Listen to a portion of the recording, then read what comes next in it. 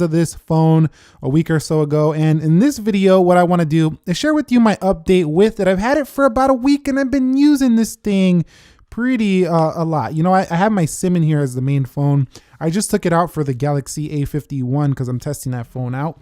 But this has been my main phone, and I'm gonna keep it in the case for this video. A lot of people ask me, Nick, bro, where's your case? I thought, wait, you're just gonna use those phones all the time without a case? This one came in the box as Galaxy Fold. It's like an aramid fiber feel, kind of similar to those Pitaka cases if you've heard of them before. But on the front screen, let's talk about this since we're on the front already. Do I have any complaints about it, any cons with it? And yeah, it's a little bit cramped from time to time, but I do like it because, you know what, if you're gonna be using this phone for business or work or anything like that, it's not super distracting on the front. So the con is that it's a little bit small, but the pro is that it's not super distracting. So I do like that. I wish Samsung would allow us to make the grid of these icons better than this 3, you know, across kind of thing right here. You can do that with Nova Launcher, but I don't always want to throw Nova Launcher on the phone. Other than that, I do think the bezels look a little bit chunky, so I think a better design would be a bigger screen on the front just for the looks factor. But in terms of the size, it really hasn't bothered me too much because the magic really happens here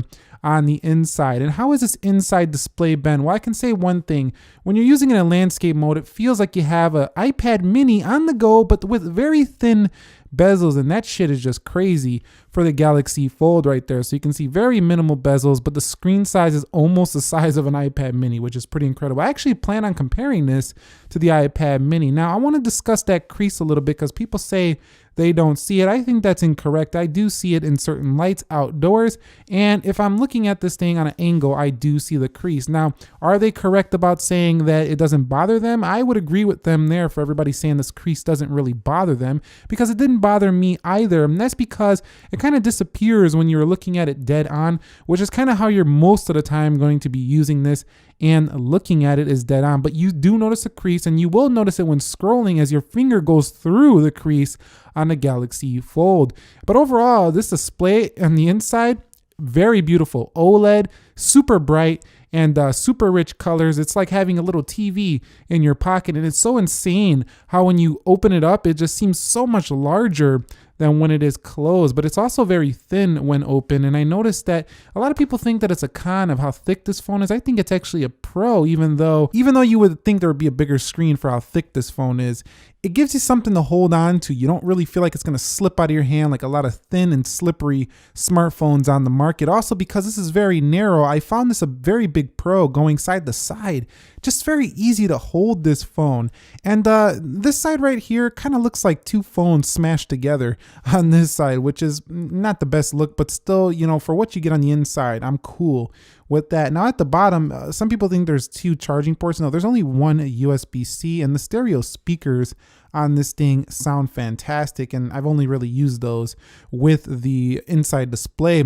But giving you an update again on that front display, if you are watching video, while these are chunky bezels right here, at least it is something to hold on to. And if you're playing a game or you're taking a photo, you got quite a grip there on the Galaxy Fold, so that can be a pro for the device. Now, the fingerprint sensor I found using this phone has been absolutely incredible here. So when you tap it, it's very fast to respond. It reminds me a lot of the one on the Galaxy S10e. It might in fact be the same exact fingerprint sensor. Now, one con I found with this phone is that while it does seem great in landscape, sometimes it's a little bit awkward to hold and use kind of in this portrait mode, because your brain is kind of thinking about, you know, the traditional smartphone screen on the front here, like a Galaxy S10, for example, and then it's kind of like really wide. So I actually prefer to use the Galaxy Fold in its landscape rotation. It's just been very fun to use in this regard. Now, what's really nice is you have multiple options with the Samsung keyboard. You can split this keyboard, kind of like what you can do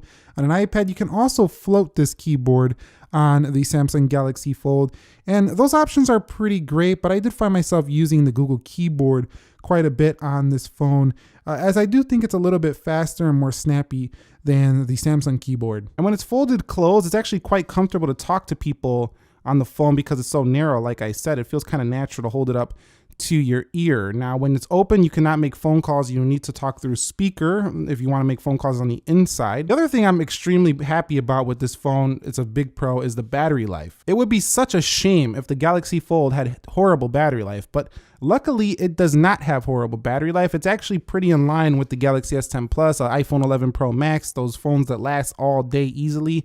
It's in line with those phones, and that's what I do really like about this phone. Now, yeah, there's some standby creep. It's a Samsung phone, but at the same time, it still does very good on battery. I never drained this thing on one day since I've been using it. And the lowest I've ever got it was like maybe down to like 50 or so. So yeah, you can get through the day with relative ease on this phone. And gaming does take up the whole experience here. If you do play a game on this, you're just gonna absolutely love it here for the Galaxy Fold. It's a very large experience, and you know, just gaming on here just feels like you have so much more to work with than you do on other devices. So if you do want to play games for the Galaxy Fold, I find that to be a huge pro of this device as well. So you can see I'm pretty positive with my experience of this phone. Now, one thing that's really amazing about this phone is the multitasking. This has in fact been the most useful thing I've ever seen for this phone right here, is the multitasking. It's kind of like having a desktop in your pocket, splitting two apps side by side. And if you want to go with 3, well, then go ahead and go with 3, because you can do 3 here. I don't know why Samsung didn't allow 4. There's enough room to do 4 on this screen, but maybe they'll do that in a future update. The Galaxy Fold has got the space to multitask. And what's really great is, like when reading, for example, I find that you just have so much space to, you know, read on this thing. It's kind of like having a little Kindle. So there's a lot of all-in-one factors going on here. You have a tablet in this phone, a smaller phone when you close it, a great e-reader, a great media consumption device. The only thing I don't think is so great is probably texting on the inside display. Texting on the front display is a little bit better. The only thing I don't think is so great is probably texting on the inside display. Texting on the front display is a little bit better. And I found myself not really using the pop-up view on this phone too much. So if I go over here and I do this right here, like a pop view, I find myself not needing this too much, as the split screen was just so much more useful in this respect. But still, it's there if you want to use it. Now, the next thing I want to mention is how I really loved the cameras of this phone. Now, so far they've been excellent, very sharp, very good details, and feature-packed, wide angles, you know, telephoto lens on here, great front-facing camera. But what's really impressive is the size of the viewfinder when you are framing a photo. One con of it, though, is that sometimes when you're sharing these in social media, they get cut off. Oh, my thumb is covering that camera right there, but look how much space. You can even see me clearly in the reflection. Tons of space on this phone. Now I hope Samsung could get this notch out of here. Like, you can see this application covers it, but it's kind of taking away a little bit of the screen space. It's just barely taking away from this being an all screen. The Play Store does fix that as well, but you can see it takes off this whole black bar at the top off the screen, but it's not a major deal. I mean, for what you're getting in here, it's still unlike any other phone, and all this multitasking ability makes it great. Now, one thing I don't think is going to be great about this phone is the software support. We're getting slower updates here for Galaxy Fold, and that makes sense as Samsung hasn't sold as many of these. There's a lot less people on this phone, so of course they're going to put this one behind like the S10, the Note 10, and this is going to get 2.0, but it's going to take a little bit of a while. All right, so if you guys want to use a navigation on here, we can go ahead, go to the navigation bar, and you could actually move these buttons to the right or the left side, whichever side you want it on. So whatever kind of hand you are, lefty or righty, you're going to be good to go. I kind of like to leave it in the center, and the gestures work well on this phone as well. Now, I will say that for all the phones I've ever used, this one I have to keep this around me a lot, this little, you know, microfiber towel to keep this plastic display clean.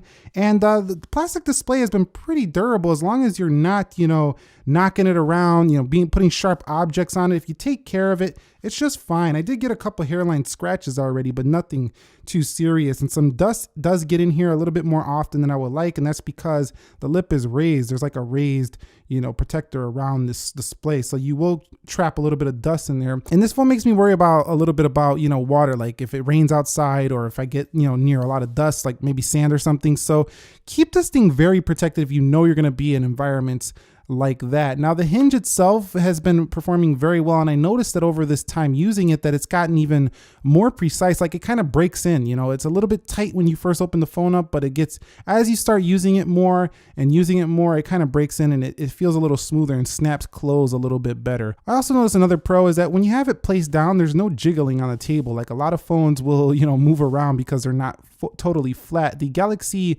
Fold is pretty flat, so there's no jiggling around on the table. That's pretty nice. All around, great specifications, 12 gigabytes of RAM, top-notch storage, good cameras.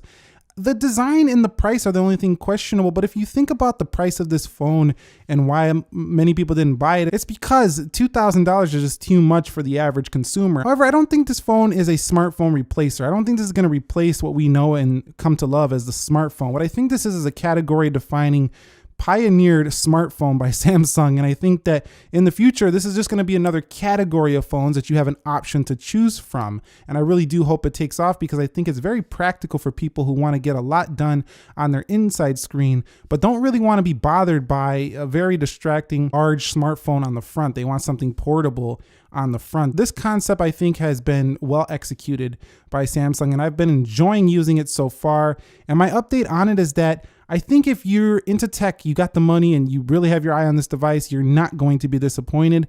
I do think that it's easy to judge this phone from a video or from afar, but I think if you really like tech and you've seen this in person, you would also really appreciate what Samsung has done here with this device. However, I think that the future is looking bright, like the updates to this phone as it gets refined, or another addition, maybe the Galaxy Fold 2 with its folding front display. It's gonna fold like this. That's a nice concept as well, but it's not quite tablet on the inside. So like I say, there's going to be different categories, like kind of like automobiles. You have SUVs, electric cars, you know, got sports cars, you got, you know, McLarens, you got Bugattis, you got Hondas, you got Toyotas, you got all kinds of cars, you get Teslas, all kinds of cars in the world. And I just think phones are just expanding like that for an abundance of options. And this is just a new category, and this one starts this category. So yeah, what are your guys' thoughts on the Galaxy Fold? Are you impressed by this technology? Are you not? And by the way, yeah, I did start folding it from this little plastic cap. Somebody mentioned that before, and it definitely feels a little bit more satisfying to close it that way.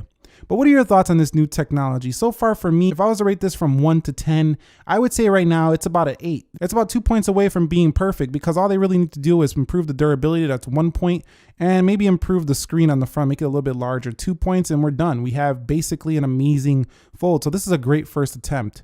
Thumbs up if you enjoyed it, subscribe if you haven't already, and let me know what else you want to see. I do have more content coming on the Galaxy A51 soon, so if you're looking for more of a budget device, stay tuned for that. I will catch you all in the next episode. Thank you very much for watching. Be sure to be well, and peace.